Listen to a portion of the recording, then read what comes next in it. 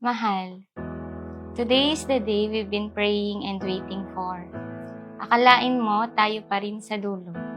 Dati nagbibiro lang tayo na kapag 26 na tayo at wala tayong jowa, tayo na lang dalawa. Pero grabe ka lakas mo kay Lord. Ang dating crush mo, magiging asawa mo na mamaya.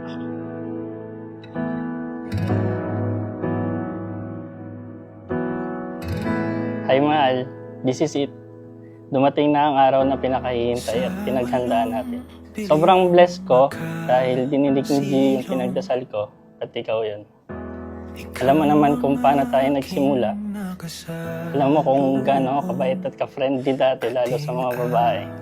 Pero gusto kong malaman mo na ang dasal ko noon ay kay G. Ay kung ikaw na yung para sa akin ay huwag ka nang hayaan mawala sa akin. Araw-araw napapatanong. Sobrang nagpapasalamat ako kay Lord kasi binigay ka niya sa akin. Akala ko noon, hindi mo makukuha lahat sa isang relasyon na may mga bagay kang kailangan isuko o i-adjust.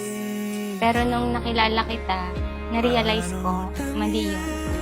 Kailangan mo lang pala hintayin ang tamang tao. At para sa akin, ikaw yun.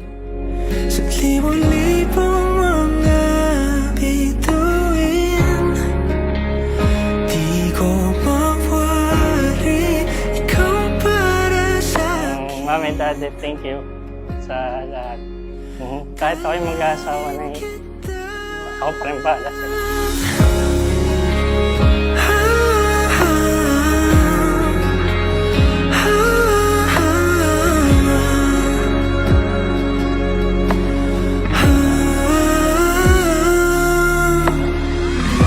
Kung kalawakan man ang pagitan, To my husband-to-be, this is just a small start para sa mga lakad natin bilang mag-asawa. A little something to remind you how happy and proud I am to walk this journey with you. See you later, mahal. Love, your wife, Regina. paano nangyari sa akin na patingin? Sa libong-libong mga bituin, di ko mawari, ikaw para sa'kin. Dalangin kita. Sa pagbabalik tanaw ninyo lagi sa inyong pagsasama, magandang huwag nyo rin kalilimutan ng isang bagay. Oo, bumabalik tanaw kayo, nililingon ninyo ang nakaraan, pero alalahanin ninyong sabay ninyong isinusulat ang ngayon at ang kinabukasan. You will now write together the continuation of your love story.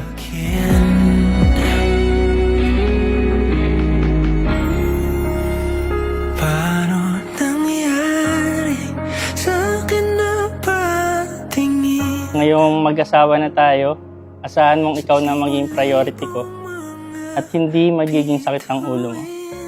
Sabay natin ngayong explore at enjoy lahat ng di natin nagagawa at napupuntahan noon at mag-enjoy lang habang tinutupad ang goals natin. Nandito lang ako palagi at mahal na mahal kita palagi. I love you, Mrs. Panganiban. Layutin.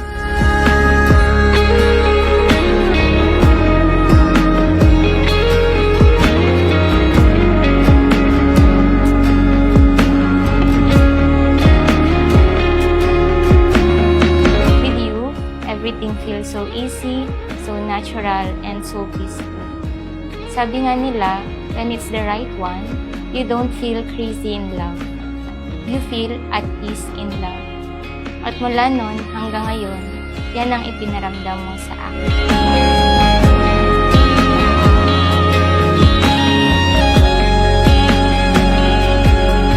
Dalangin kita.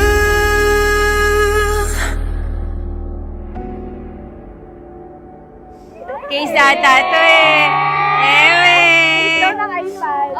Tunay ba to? Mahal, alam ko usapan natin, wag na tayong magregalohan, pero gusto ko pa rin itong ibigay dahil matagal ko na itong pilinan. Alam kong hindi mo rin naman masyadong kailangan, pero gusto kong sa bago nating chapter ay makapag-keep din tayo ng madaming magagandang pictures and memories. Kaya ingatan mo ito, please. Please, ingatan mo dahil hindi pa yan fully paid. Isa lang yan sa regalo ko dahil mamayang gabi pa ang putukan. I love you, mahal. See you later. Leonie. iPhone 16 Pro Max. Reason kaya sinabi ko huwag tayo magregaluhan. Kasi sobrang na talaga ayoko magbigay ka sa akin. Pero ako talaga bibigyan kita. Pero thank you pa din.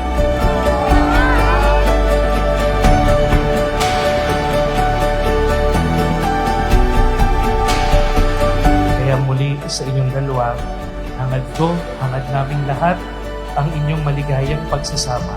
Na sa kabila ng maraming problemang kahaharapin ninyo bilang ang mag-asawa at pamilya, sana'y manatili kayong tapat kay Kristo. Dahil kapag tapat kayo kay Kristo, magiging tunay na masaya ang pagsasama.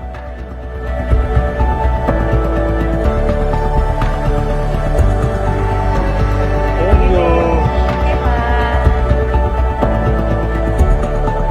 Thank you po sa inyo, sa lahat-lahat. Promise ko po na kahit mag-asawa na ako, nandito pa rin ako para sa inyo. Hindi ako mawawala. Madadagdagan lang tayo.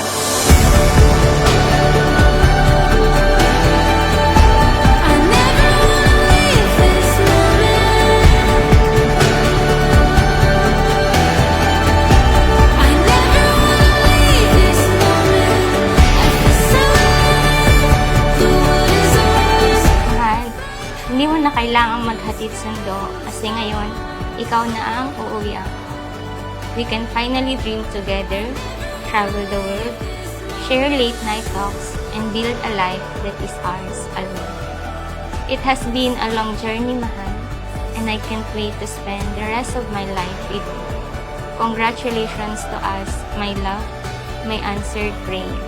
Mahal na mahal kita. Love, your wife, Rachel.